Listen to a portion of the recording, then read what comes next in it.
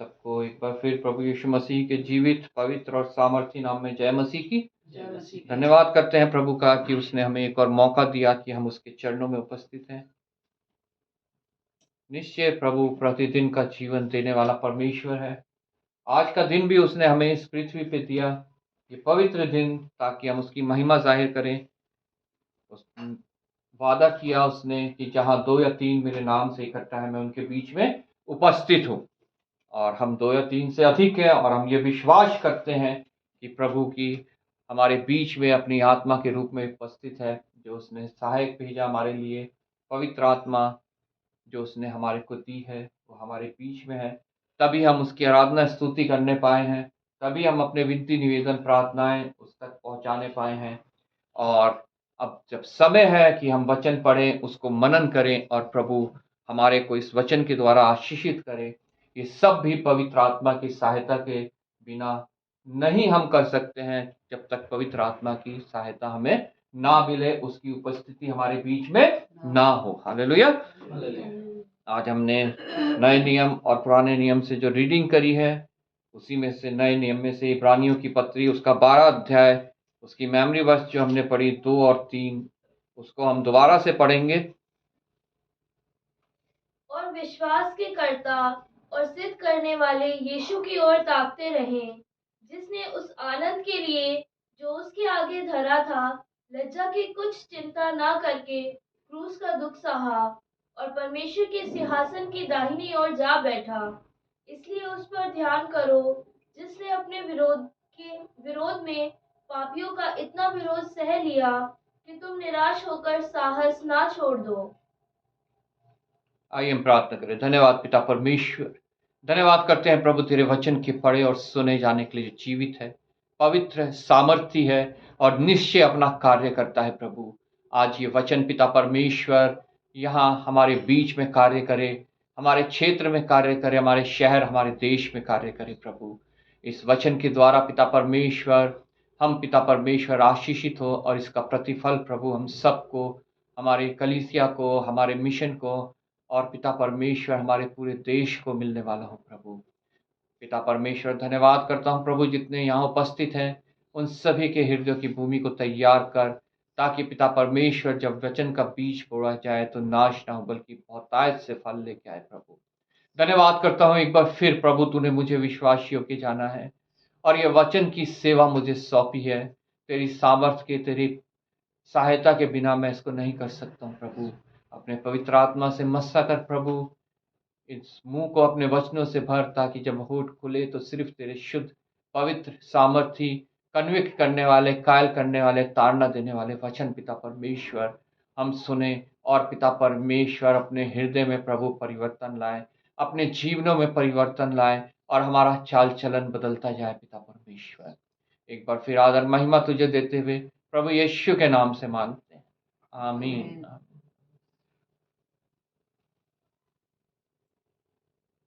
इब्रानियों 2:12 और विश्वास के कर्ता और सिद्ध करने वाले यीशु की ओर ताकते रहें।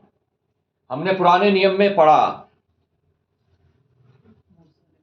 गिनतियों की पुस्तक उसका 21 अध्याय,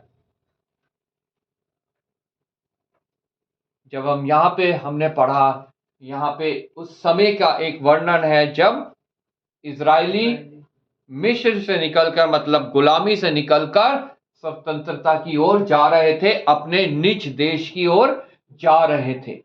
आज वो ही हमारे लिए भी है। हम भी शैतान की गुलामी से निकलकर अपनी स्वतंत्रता की ओर, अपने निज देश की ओर जा रहे हैं। एक मार्ग में है, एक रास्ते में है, एक सफर कर रहे हैं, जैसे वो इजरायली उस समय सफर कर रहे थे। और जैसा उन इजरायलियों का हाल था, वही हाल आज मेरा है, वही हाल आज आप लोगों का है, अब वही हाल प्रत्येक उस जन का है जो इस सत्य को जानता है कि हम एक यहाँ पे मुसाफिर हैं, एक मार्ग में है और एक सफर कर रहे हैं। और उस सफर में जो है बहुत सी कठिनाइयां भी हैं, परेशानियां भी हैं, क्योंकि जब हम इस पृथ्वी पे हैं तो हम इस पृथ्वी के श्राप से ग्रसित हैं। कोई मनुष्य उससे छुटकारा नहीं पा सकता, कोई मनुष्य जो है उससे बच नहीं सकता है, क्योंकि हमारी आदि माता और आदि पिता के पाप करने की वजह से जो है, आज्ञा उल्लंघन करने की वजह से जो है ये पृथ्वी श्रापित हो चुकी है। और यहाँ पसीना बहा के, दुख सह के, तकलीफ सह के जो है हमें इस सफर को पूरा करना है। लेकिन इस सफर में हमारे साथ एक सहायक है। हालेलुया।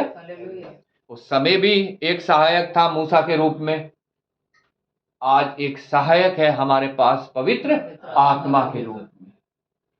मूसा ने उनकी अगुवाई करी, हमारी अगुवाई पवित्र आत्मा कर रही है। वो लोग मूसा के आगे कुड़कुड़ाते थे, बुड़बुड़ाते थे, आज हम भी जो है कुड़कुड़ाते हैं, बुड़बुड़ाते हैं जब कोई भी समस्या हमारे ऊपर आ जाती है। ये पृथ्वी के श्राप से जब हम रूबरू होते हैं, जब पृथ्वी के श्रापों से हमारी मुलाकात होती है। वही दृश्य जो है तब था, वही दृश्य आज है। उस समय जब हम वचन पढ़ते हैं, पुराने नियम से गिनती की पुस्तक उसका 21 उसकी 9 आयत हमने पढ़ी मेमोरी वर्स के रूप में। यहाँ पे इस प्रकार लिखा है, अतः मूसा ने पीतल का एक सांप बनाकर खंबे पर लटकाया, तब सांप के डसे हुओं में से जिसने उस पीतल के सांप को देखा वह जीवित बच गया। हालेलुया। विश्वास के कर्ता प्रभु यीशु मसीह की ओर ताकते रहो। शैतान के द्वारा तुम डसे गए हो। जिस मनुष्य ने इस पृथ्वी पे जन्म लिया वो शैतान के द्वारा डसा गया है। वो जहर,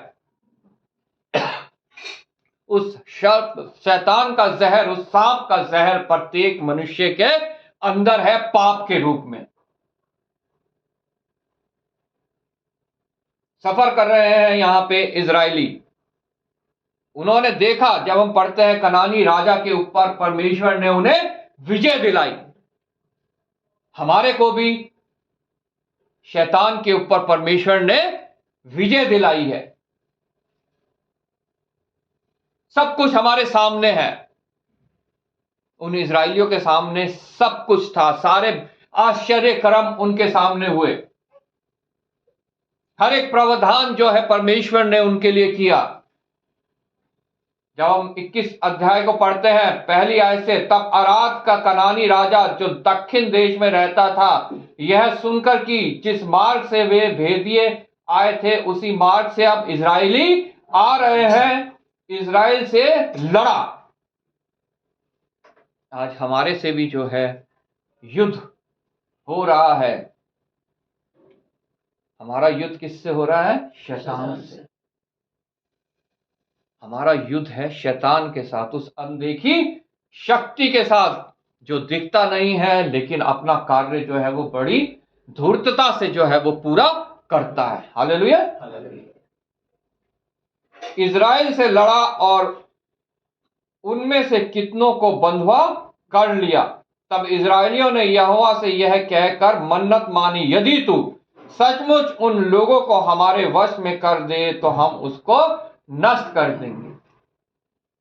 परमेश्वर हमारे लिए सब कुछ करने के लिए तैयार है।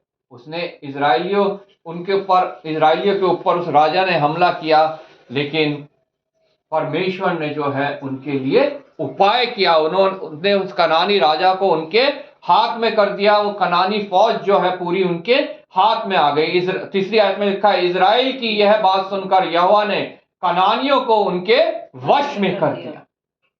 आज शैतान भी हमारे वश में है। सिर्फ हमें पौलुस की तरह उस दौड़ को दौड़ना है जिस दौड़ को दौड़ने के लिए हमें परमेश्वर ने कहा है। पौलुस कहता है, मैं लड़ता हूं लेकिन हवा में लात घूंसे नहीं मारता। मैं अपनी देह से लड़ता हूं, अपने देह को मुक्के मार के काबू में करता हूं, ताकि उस दौड़ को जो है सही से दौड़ूं, मैं दूसरों को प्रचार करके खुद जो है वो निकम्मा ना ठहरूं। इज़राइल की यह बात सुनकर यहोवा ने कलीसिया को, उसके कनानियों को उसके वश में कर दिया। अतः उन्होंने उनके नगरों समेत उनका भी सत्यानाश किया। इससे उस स्थान का नाम होर्मा रखा गया। होर्मा मतलब सत्यानाश। उन्होंने उस कनानी राजा के हर एक चीज को नाश कर दिया। आज हमारे अंदर भी उस शैतान की बहुत सी चीजें हैं जिन्हें हमें परमेश्वर से सहायता पाके पहले हमें उससे विनती करनी है, प्रभु हम असमर्थ हैं, हम शैतान के कब्जे में आ गए हैं, हमें उसने बंदी बना रखा है, और फिर हमें परमेश्वर की सहायता से जो है युद्ध करना है शैतान के साथ, ताकि परमेश्वर उन सभी चीजों को जो हमारे अंदर है शैतान की ओर से, हमारे पास है शैतान की ओर से, हमारे जीवन को जो है नाश कर रही है, उसको अपने आप से दूर कर सके। ये दूर हम अपने आप नहीं कर सकते, ये यहोवा जो है हमारे लिए करता है। हालेलुया। हमें सिर्फ प्रभु यीशु के नाम से जो है युद्ध करना है। आमीन। आगे सारा कुछ उनके सामने हो गया, वो युद्ध उनके सामने हो गया, कनानी राजा उनके वश में हो गया। उन्होंने जो कुछ उस राजा का था सब नाश कर दिया, लेकिन फिर भी आगे चल के वो कुड़कुड़ाए, वो बुड़बुड़ाए मूसा के ऊपर। फिर उन्होंने होर पहाड़ से कुछ कूच करके लाल समुद्र का मार्ग लिया कि एदोम देश से बाहर घूम कर जाएं, और लोगों का मन मार्ग के कारण बहुत व्याकुल हो गया। सकरा है वो मार्ग जो स्वर्ग तक पहुंचाता है। वो मार्ग, उसमें तकलीफ भी होंगी, समस्याएं भी होंगी, उस मार्ग के कारण हमारा मन भी व्याकुल हो सकता है, और निश्चय होता भी है कई बार। इसमें कोई दो राय नहीं, कोई भेद नहीं, क्योंकि वो मार्ग सकरा है। उस मार्ग के कारण हमारा मन व्याकुल भी होता है। इस संसार में रहते हुए हमें बहुत कुछ जो है उस मार्ग में चलते हुए, यहाँ की सुख सुविधा, यहाँ का भोग विलास, यहाँ के आनंद को जो है हमें छोड़ना पड़ता है। शैतान भी बड़ी जोर से जो है वो हमें धक्का देता है, जैसा भजन संहिता 118 में हमने पढ़ा कि उसने हमें बड़ा धक्का तो दिया, लेकिन मुझे मेरे यहोवा ने संभाल लिया। हालेलुया। इस मार्ग में चलते हुए हमारा एक सहायक है, पवित्र आत्मा, जो हमें हमेशा संभालता है। जो शैतान हमें धक्का देता है, ये जो मार्ग की परेशानियां हमें सताती हैं, तो हमें संभालने के लिए हमारा परमेश्वर सदैव हमारे साथ रहता है। जैसे दाऊद कहता है कि चाहे मैं घोर अंधकार भरी तराई से होके जाऊं तो भी हानि से ना डरूंगा, क्योंकि तू मेरे साथ है। कारण क्या है? तू मेरे साथ है। लेकिन उसका साथ पाने के लिए हमें इजाजत देना बहुत आवश्यक है। वो किसी के साथ जबरदस्ती नहीं करता है, किसी के साथ जबरदस्ती नहीं जाता है। हमें पहले उसे अपना मित्र बनाना है, वो मित्र जो हमारे कारण हमारे अपने प्राण को देता है। Praise Lord. और लोगों का मन मार्ग के कारण व्याकुल हो गया, इसलिए वे परमेश्वर के विरोध बात करने लगे और मूसा से कहा, तुम लोग हमको मिस्र के जंगल में मरने के लिए क्यों ले आए? जा रहे हैं जीवन की ओर, अपने निज भाग की ओर, अपनी स्वतंत्रता की ओर, लेकिन कुड़कुड़ा रहे हैं, बुड़बुड़ा रहे हैं कि हमें मरने के लिए क्यों ले आए? क्योंकि उन्हें अपना वो पिछली गुलामी की जिंदगी ही पसंद थी, उन्हें वो ही सब याद आता है कि वहां वो क्या खाते थे, क्या पीते थे, क्या करते थे। थोड़ी से कष्ट आए उस सकरे मार्ग में तो वो कुड़कुड़ाने लगे, बुड़बुड़ाने लगे। तुम लोग हमको मिस्र से जंगल में मरने के लिए क्यों ले आए हो? आज मैं भी ये सवाल करता हूं, आप लोग भी, प्रत्येक जन ये सवाल करता है परमेश्वर से, प्रभु ये मेरे ऊपर क्यों, ये मेरे ऊपर क्यों, ये मेरे ऊपर क्यों, मेरे पे ये समस्या क्यों, क्यों आई मेरे ऊपर ये बीमारी, क्यों आई मेरे पास ये तंगी, बेहाली, ये घटी, क्यों नहीं है पिता परमेश्वर मेरे पास औरों की तरह धन दौलत? सही बात करें। कितने कितने शर्म की बात है। जा रहे हैं अपनी स्वतंत्रता की ओर, जा रहे हैं उस मुकुट को पाने जो परमेश्वर ने वादा किया, जो कभी मुरझाएगा नहीं, कभी नाश नहीं होगा। लेकिन क्यों क्यों क्यों क्यों इजराइलियों की तरह क्यों ले आए? मरने के लिए क्यों ले आए? यहां ना तो रोटी है और ना पानी है, और हमारे प्राण इस निकम्मी रोटी से दुखित है। अरे जो परमेश्वर की ओर से हमें मिल रहा है उससे हम लोग दुखित होते हैं, लेकिन जो संसार देता है उसमें हम आनंद उठाते हैं, उसमें आनंदित होते हैं हम। जो संसार हमें शैतान दे रहा है उसमें हम आनंदित होते हैं, लेकिन जो परमेश्वर की ओर से मिल रहा है हमें वो मुकुट, उसके लिए हम दुखी होते हैं। वो जो रोटी हमारे लिए उतर के स्वर्ग से खुद एक पृथ्वी पे आ गई, जीवन की रोटी प्रभु यीशु मसीह के रूप में, उसको हम ग्रहण करना नहीं चाहते हैं। क्योंकि अगर उसको हमने ग्रहण किया, वचन को पढ़ा, मनन किया, वचन को सुना, तो हमारे को इस संसार का आनंद, शैतान का दिया हुआ जो है वो छोड़ना पड़ेगा, जो पल भर का है, थोड़े समय का है। थोड़े समय तो वो आनंद देगा, लेकिन फिर जो है वो नुकसान ही नुकसान है। झूठ की रोटी अच्छी तो लगती है, उसमें कुछ पल का आनंद तो है, लेकिन बाद में जो है वो पूरा शरीर का सत्यानाश कर देती है।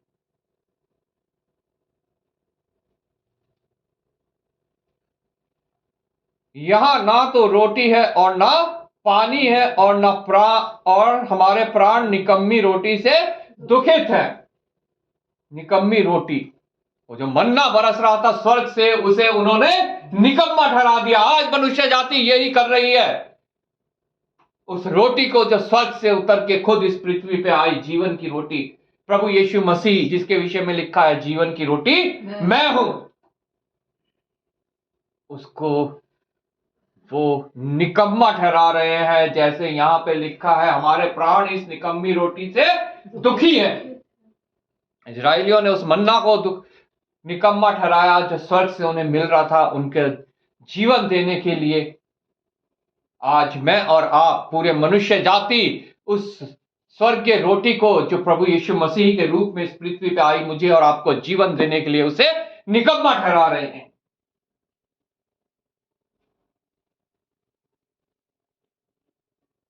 यहां ना तो रोटी है और ना पानी है, और हमारे प्राण इस निकम्मी रोटी से दुखित है। वो संसारिक रोटी और पानी की इच्छा में लगे हुए हैं, जो उन्हें उस मार्ग में नहीं मिल रही, जो सकरा है, जो तकलीफों से भरा हुआ है।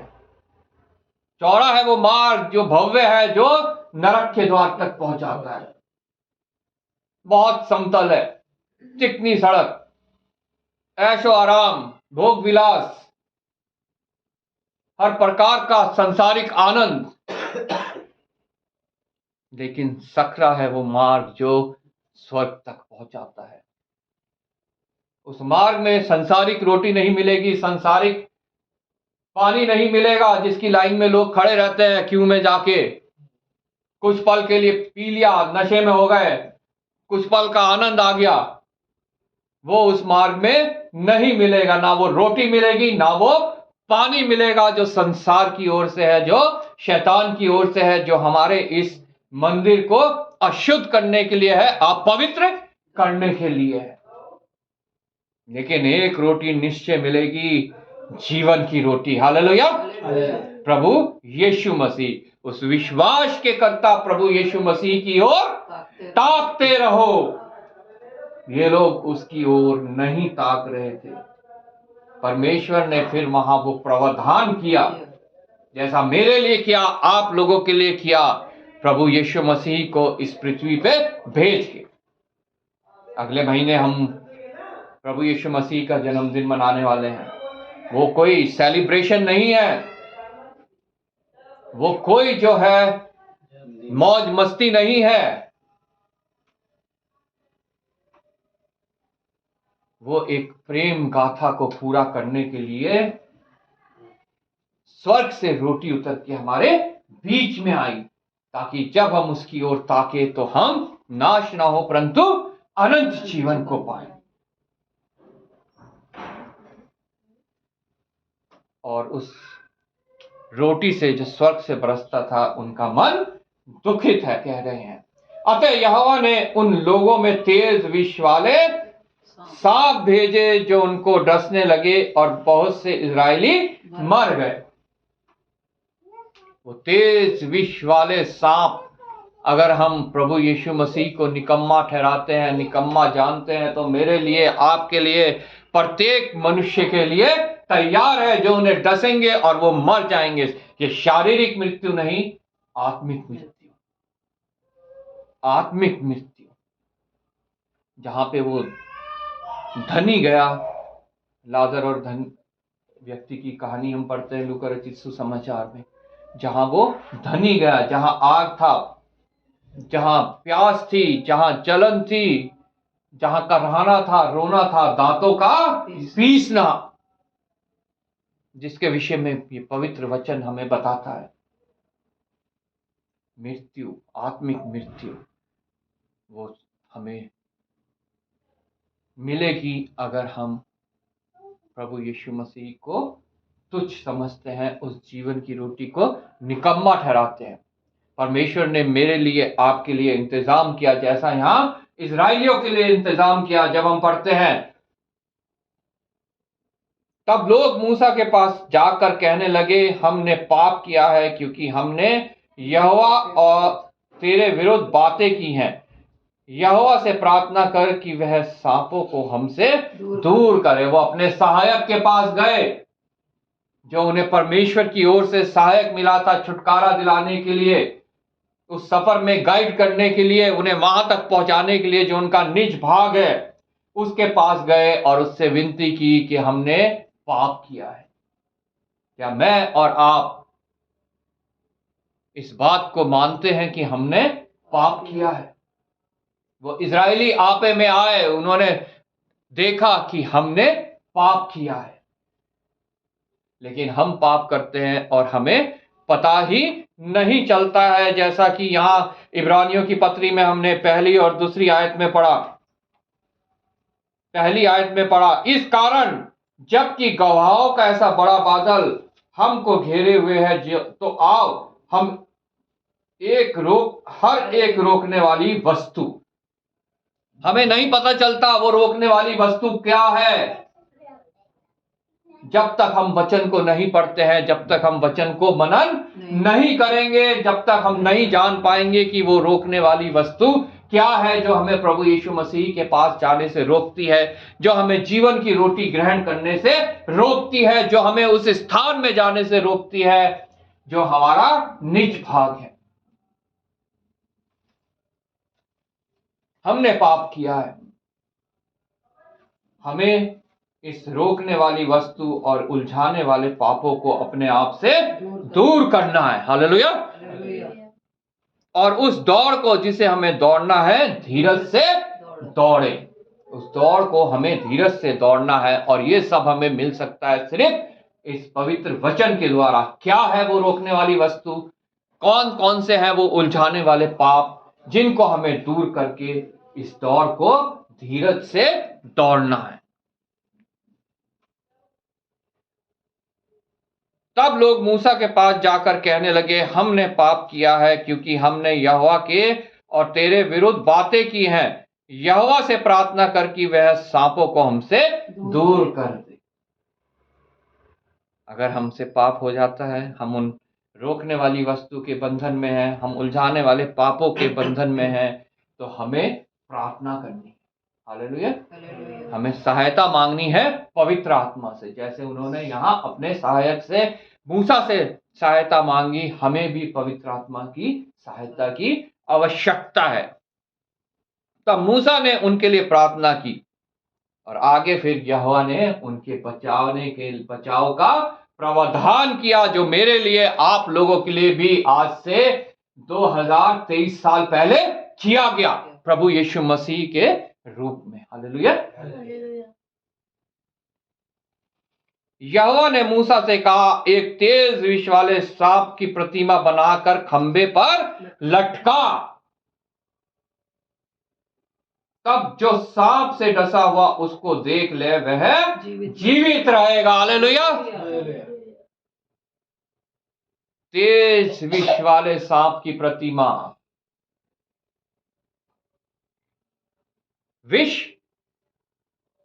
शैतान का मतलब पाप, पूरे मनुष्य जाति का पाप प्रभु यीशु मसीह ने अपने ऊपर ले लिया। यूहन्ना बपतिस्मा देने वाले ने कहा, देखो परमेश्वर का मेमना जो जगत के सारे पाप उठा ले जाता है।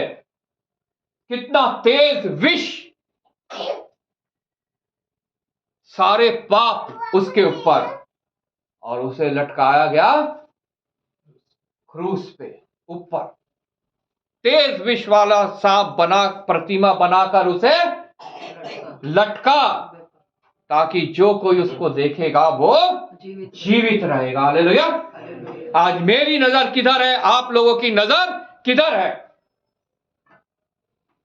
विश्वास के कर्ता प्रभु यीशु मसीह की ओर ताकते रहे, तभी तो तू जीवन को पाएगा।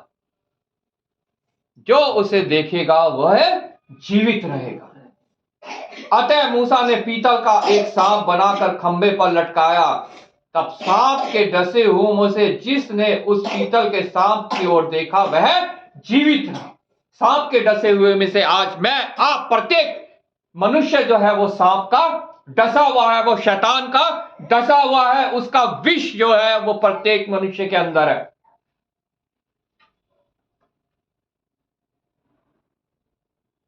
और वो विष जो है प्रभु यीशु मसीह ने सब अपने ऊपर ले लिया। लेकिन वो कार्य कैसे करता है? जब हम उसकी ओर ताकते रहते हैं, जब इस बात पे हम विश्वास करते हैं, हाँ मेरा विष प्रभु यीशु मसीह ने ले लिया और वो ऊपर लटकाया गया, और हम उसकी ओर ताकते रहते हैं, तब वो विष हमारे अंदर कार्य करना बंद करता है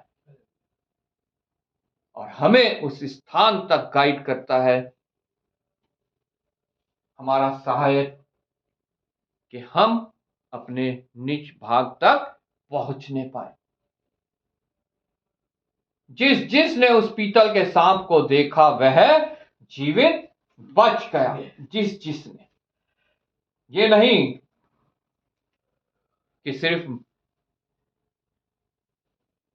बैप्टिस्ट लोगों ने, सिर्फ सीएनआई, सिर्फ मेथोडिस्ट, सिर्फ मूर्ति पूजकों ने, सिर्फ अंधविश्वासियों ने, नाना प्रकार के आडंबर में फंसे लोगों ने नहीं, सारे जिसने, पूरे मनुष्य जाति में से जिसने उसकी ओर देखा वह बच गया। अगर हम उसकी ओर नहीं देख रहे हैं तो हम कभी भी बच नहीं पाएंगे। इब्रानियों की पत्री 2:12-2, और विश्वास के कर्ता और सिद्ध करने वाले यीशु की ओर ताकते रहे। हालेलुया। उस ऊंचे पे चढ़ाए हुए बहुत विष वाले, जो मनुष्य जाति का सारा पाप अपने ऊपर लेके वहां लटका दिया, उसकी ओर हमें ताकना बहुत आवश्यक है। विश्वास का कर्ता, जो हमारे अंदर विश्वास को उत्पन्न करता है। जो हमारे अंदर विश्वास को पैदा करता है और उसको बढ़ाता रहता है। राई के दाने के जैसा अगर तुम्हारा विश्वास है तो तुम उस पहाड़ को कहोगे कि उठ और जा समुद्र पे लग जा, तो वो तुम्हारे लिए हो जाएगा। लेकिन उस विश्वास का होना बहुत आवश्यक है, और वो तभी होगा जब हम विश्वास के कर्ता प्रभु यीशु मसीह की ओर ताकते रहेंगे। हालेलुया।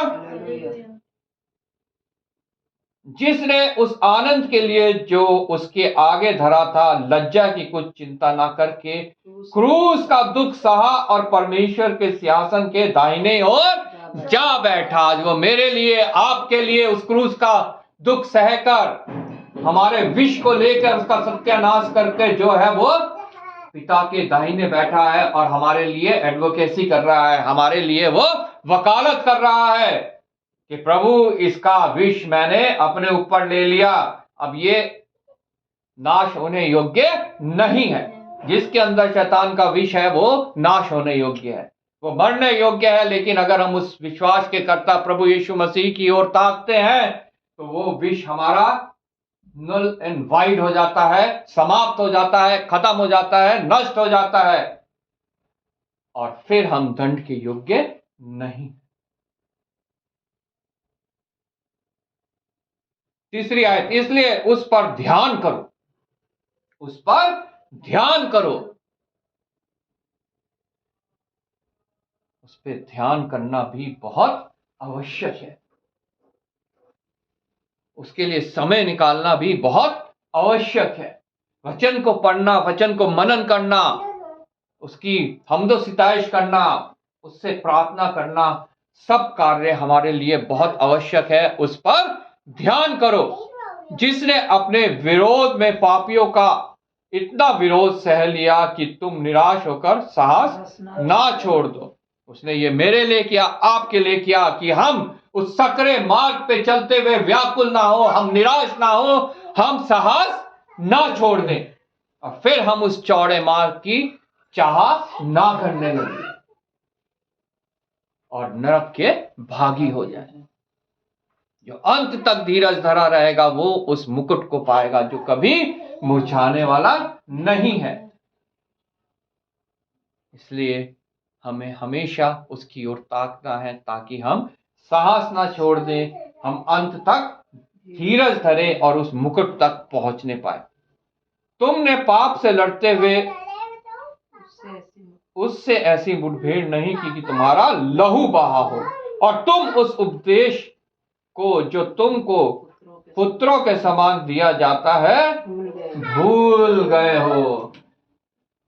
हमारे को तो ये उपदेश पुत्रों के समान मिला, उसने हमें, जितने ने उस पर विश्वास किया, अपना पुत्र और पुत्री बना लिया।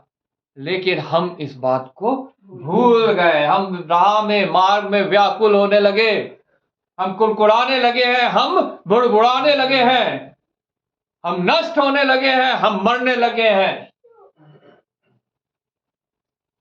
लेकिन आज वचन हमें फिर याद दिला रहा है कि हम उसे भूल गए हैं। लौट आ, प्रभु बाहें फैलाए इंतजार कर रहा है, हे मेरे पुत्र, हे मेरी पुत्री, लौट आ, उस मार्ग में लौट आ जो मैंने तेरे लिए ठहराया है, मार्ग, सत्य और जीवन।